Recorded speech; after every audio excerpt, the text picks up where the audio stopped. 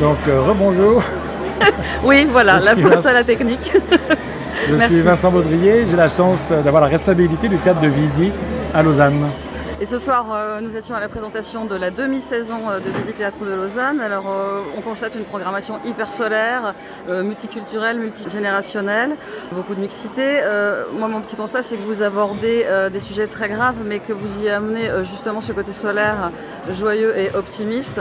Peut-être vous avez quelques spectacles à conseiller à vos spectateurs. L'idée, c'est d'avoir un peu comment on parle du monde d'aujourd'hui et des grandes questions, que ce soit les questions de l'écologie, du climat, les questions des guerres qu'il y a dans différentes régions du monde, les questions de genre, les questions d'identité, comment on relie, comment on fait communauté, et c'est abordé par le théâtre, par la danse, par le cirque.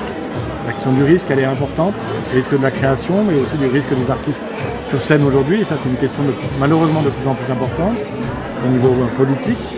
Et donc on va ouvrir la saison avec la création de l'artiste breton Christophe Honoré, qu'on produit à Vidi, qu'on accompagne en tout cas dans son expression théâtrale depuis des années. Oui. Donc après Les Idoles et Ciel de Nantes, il crée une adaptation du roman de Flaubert, Madame Bovary, avec toute sa troupe. Ils vont y répéter tout l'été et créer mi-septembre. On ouvrira aussi avec l'artiste chorégraphe congolais Faustin Lignekula, qui vient mettre en scène une fête musicale et cinématographique avec une danseuse, qui fait comme s'il faisait la fête pour la dernière fois, une façon de se libérer et d'affronter la réalité sociale, économique du Congo aujourd'hui. Donc ça, ces deux spectacles d'ouverture incarnent un petit peu le développement de la saison avec des artistes qui travaillent en Suisse, des artistes qui viennent d'autres pays européens et d'autres continents, des artistes de différentes générations, des artistes émergents, beaucoup de jeunes compagnies lausannoises de la région, mais aussi des artistes plus confirmés comme Stéphane Keigi, Philippe Ken, Anne-Theresa de Kessmaker et plein d'artistes à découvrir ici à Vidi.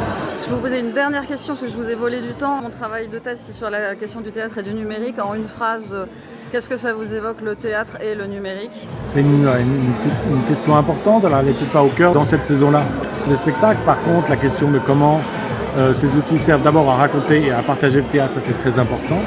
La question de l'intelligence artificielle, c'est aussi une question qui a été abordée notamment par un artiste, Simon Sen.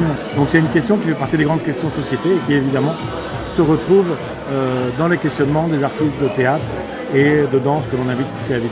Et qui sont visibilisés aussi, notamment par le biais d'un opéra sous LSD. Je n'ai plus le titre en tête malheureusement.